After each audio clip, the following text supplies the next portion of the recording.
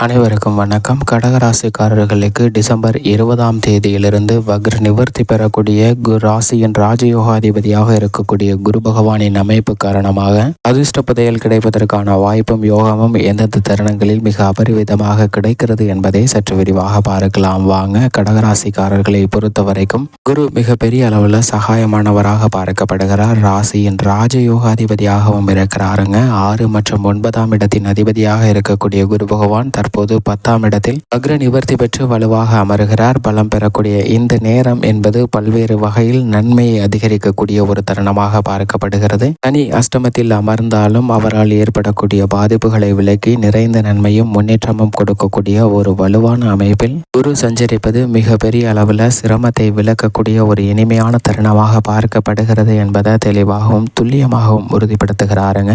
எனவேதான் கடகராசிக்காரர்களுக்கு நன்மை நிறைந்த ஒரு தருணமாக இந்த குரு வக்ர நிவர்த்தி அமைய போகிறது. பொதுவாக குரு பகவானை பொறுத்த வரைக்கும் நவ கிரகங்களிலே தோஷமற்றவரும் அதீத நன்மையை அள்ளி கொடுக்கக்கூடிய ஒரு தன்னிகரற்ற கிரகமாக செயல்படுபவர் தான் குரு பகவான். அதிலும் குறிப்பாக குருவின் பார்வையில் சுக்கிரன் புதன் ஆகிய கிரக நிலைகள் பகை கிரகமாக இருந்தாலும் கூட புதன் சுக்கிரனின் பார்வையில் குரு சம கிரகமாக பார்க்கப்படுகிறார். மற்ற கிரக நிலைகளின் பார்வையில் இருந்து பார்க்கும் போது குருவிற்கு பகை கிரகம் என்று எதுவும் கிடையாது. குருவை பகை கிரகமாக எந்த கிரகமுமே பார்க்கவில்லை. எனவேதான் நவ கிரகங்கள்ல மிகவும் முக்கியமானவராகவும் அதிலும் முழு சுப கிரகமாக இருக்கக்கூடிய குரு பகவானுடைய இந்த வக்ர பெயர்ச்சி இதிலும் வக்ர நிவர்த்தி ஆகக்கூடிய டிசம்பர் 20ஆம் தேதியிலிருந்து மிக சிறந்த மாறுதலை ஏற்படுத்த போகிறாருங்க. ஏனென்றால் பொதுவாகவே அதிசாரம் மற்றும் வக்ரம் ஆகியவற்றால் பாதிக்கப்படாத கிரகமாக பார்க்கப்படக்கூடியவர் குரு பகவான் மட்டும்தான். அப்படிப்பட்டவர் மிக வலுவாக வானியல் அரசன் என்று சொல்லப்படுகிறார். மற்ற கிரகநிலைகளை விட அதீதமான நல்ல பண்புகளையும் ஒழுக்கம், நேர்மை, வைராகியம், உயர்ந்த செயல்பாடுகள் என அனைத்தையுமே மனித வாழ்வில் கொடுப்பதோடு மட்டுமல்லாது உயரிய செல்வத்தையும் ஆளுமை மிகுந்த அதிகாரத்தையும் கொடுக்கக்கூடிய தன்னிகரற்ற கிரகமாக இருக்கிறார். அவர் மற்றவர்களுக்கு அபரிவிதமான துன்பங்களை விலக்கி நன்மையை கொடுக்கக்கூடிய மிகுந்த இரக்கம் கொண்ட கிரகமாகவும் செயல்படுகிறாருங்க.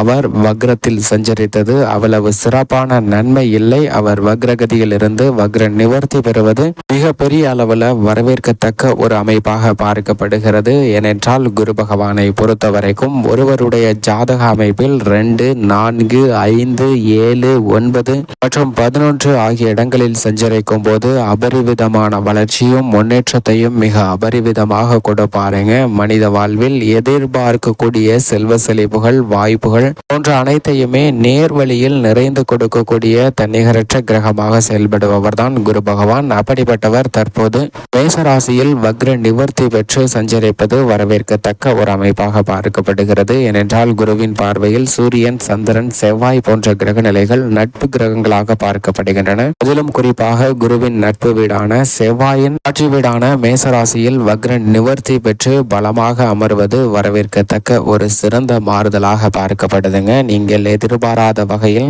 முன்னேற்ற வாய்ப்புகளை நிறைந்து கொடுப்பார். ஏனென்றால் அன்பு மற்றும் அன்பாக பேசும் திறன், மற்றவர்களை மதிப்புடன் நடத்தும் திறன் போன்ற அனைத்தையும் மிக அபரிவிதமாக கொடுக்க போகிறாருங்க. இதன் காரணமாக நல்ல உயர்வு என்பது உங்களுடைய வாழ்வில் கிடைக்க போகிறது. கல்வி, தொழில் ரீதியாக, உத்தியோக ரீதியாக மிக சிறந்த மாறுதலும் மகத்தான முன்னேற்றமும் பெறுவதற்கான வாய்ப்பு உருவாகிறது. அது மட்டுமல்லாது இந்த தருணத்தில் கணவன் மனைவிக்கிடையே அன்பு என்பது அதிகரிக்கும். நீங்கள் திட்டமிட்டதை விட நல்ல முன்னேற்றம் வாழ்வில் நிறைந்து கிடைப்பதற்கான வாய்ப்பை உறுதிப்படுத்துகிறாருங்க. அது மட்டுமல்லாது குருவின் ஆட்சி வீடாக தனுசு ராசி மற்றும் மீன ராசி பார்க்கப்படுகிறது. அதே சமயம் கடகராசி அவரது உச்ச வீடாக பார்க்கப்படுதுங்க. மகர ராசி நீச்ச வீடாக பார்க்கப்படுகிறது. இப்போது குரு வக்ர நிவர்த்தி பெற்று அதிவிரைவாக அனைத்து நன்மைகளையும் கொடுக்கக்கூடிய மேச ராசியில் வக்ர நிவர்த்தி பெறுகிறாருங்க. இது வரவேற்கத்தக்க ஒரு அமைப்பாக பார்க்கப்படுகிறது. அது மட்டுமல்லாது குரு பார்க்கின் கோடி நன்மை என்பார்கள். இருப்பார்கள். அப்படிப்பட்ட குரு பகவானுடைய சுப பார்வை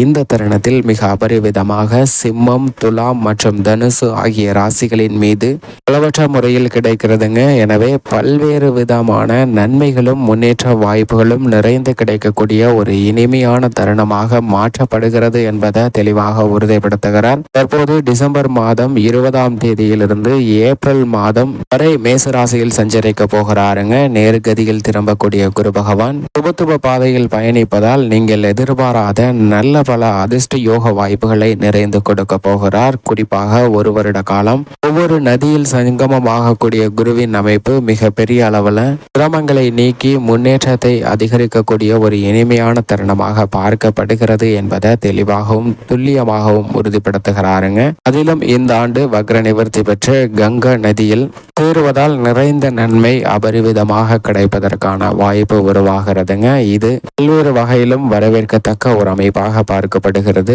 அடுத்த வருடம் ஏப்ரல் மாதம் வரை நிறைந்த நன்மைகளை அபரிவிதமாக கொடுக்கக்கூடிய வலுவான அமைப்பில் செவ்வாயின் ஆட்சி வீடான மேசராசியில் சஞ்சரிக்க போகிறாருங்க. அது குருவின் நட்பு வீடாக பார்க்கப்படுகிறது. எனவே இனி வரக்கூடிய தருணங்கள் மன நிறைவு பெறக்கூடிய வகையில் பல்வேறு விதமான நன்மைகள் நிறைந்து கிடைக்க போகிறது. தேவையில்லாமல் பல்வேறு விதமான சிக்கல்கள்ல மாட்டி தவித்தவர்களுக்கு அவற்றிலிருந்து வெளிவருவது மட்டுமல்லாது நிறைந்த முன்னேற்றத்தையும் அமைதியான குடும்ப சூழ்நிலையும் உருவாக்கி கொடுக்க போகிறாருங்க. புத்திர பாக்கியம் உட்பட பல்வேறு விதமான மங்களகரமான நிகழ்வுகள் இல்லத்தில் நடைபெறுவதற்கான வாய்ப்பும் யோகமும் நிறைந்து கிடைக்கக்கூடிய ஒரு இனிமையான தருணமாக பார்க்கப்படுகிறது என்பதை நவ கிரகங்களிலே மிக வலிமை வாய்ந்த குரு உறுதிப்படுத்துகிறாருங்க. அதே சமயம் சனியும் கும்பராசியில் அமருகிறார். இந்த இரண்டு மாறுதலும் ஒரே தினமான டிசம்பர் 20ஆம் தேதி நடைபெறுகிறது. மிக பெரிய மாற்றத்திற்கு வித்திடக்கூடிய ஒரு தருணமாக பார்க்கப்படுகிறது. இப்படி குருவின் அமைப்பு இருக்க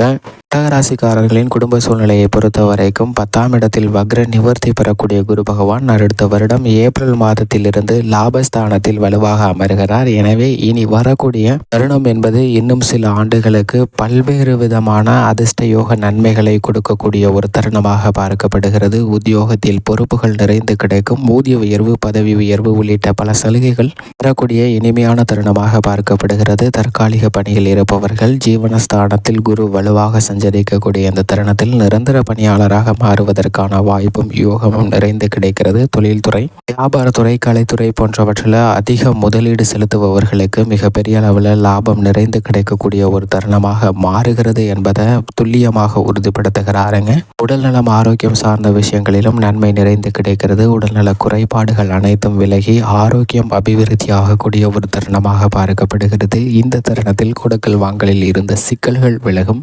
குரு 10ற்கு வருவது பதவி மாற்றத்தை உருவாக்கும் நேரமாக பார்க்கப்படுகிறது. எதிர்பாராத அதிரடியான மாற்றம் 10ஆம் இடத்தில் வக்ர நிவர்த்தி பெற்று பலம் பெறக்கூடிய குருவின் அமைப்பு காரணமாக கடகராசிக்காரர்களுக்கு நிச்சயமாக கிடைக்கிறது. சனி பகவான் சாதகமற்று இருந்தாலும் சனியால் ஏற்படக்கூடிய பல சிரமங்களை விலக்கி விடுகிறார். ராஜயோகாதிபதியாக இருக்கக்கூடிய குரு பகவான். எனவேதான் அதிர்ஷ்ட புதையல் கிடைக்கக்கூடிய ஒரு இனிமையான தருணமாக பார்க்கப்படுகிறது. இந்த தருணத்தில் திட்டமிடக்கூடிய காரியங்கள் அனைத்திலும் காரிய வெற்றி நிச்சயமாக கிடைக்கிறது. ஏனென்றால் இந்த தருணத்தில் குரு பார்க்கின் கோடி நன்மை என்று சொல்லக்கூடிய வகையில் 2, 4, 6 ஆகிய இடங்களை வலுவாக பார்க்கிறாருங்க. 2ஆம் இடம் ஆகிய தனஸ்தானம் வலுப்பெறுவதால் குடும்ப ரீதியாக பொருளாதார ரீதியான முன்னேற்றம் நிறைந்து கிடைக்கும். சுகஸ்தானம் வலுப்பெறுவதால் பல்வேறு விதமான சுப நிகழ்வுகளும் பெண்மணிகள் எதிர்பார்க்கக்கூடிய நிகழ்வுகளும் மிக சிறப்பாக கிடைக்கும். 6ஆம் இடம் ஆகிய ருணரோக சத்ருஸ்தானம் வலுப்பெறுவதால் பல்வேறு விதமான பாதிப்புகள் விலகுகிறது. நீங்கள் நினைக்கக்கூடிய நல்ல முன்னேற்றம் நிறைந்து கிடைக்கும். மேலும் சாதகமாக மாற்றிக்கொள்ள கடகராசிக்காரர்கள் வாரத்தில் வியாழக்கிழமை விரதம் இருந்து அருகாமையில் உள்ள குரு பகவான் சன்னதி அல்லது நவகிரக சன்னதி சென்று தீபமேற்றி வழிபாடு செய்யுங்கள். நிறைந்த நன்மை நிச்சயமாக உண்டு.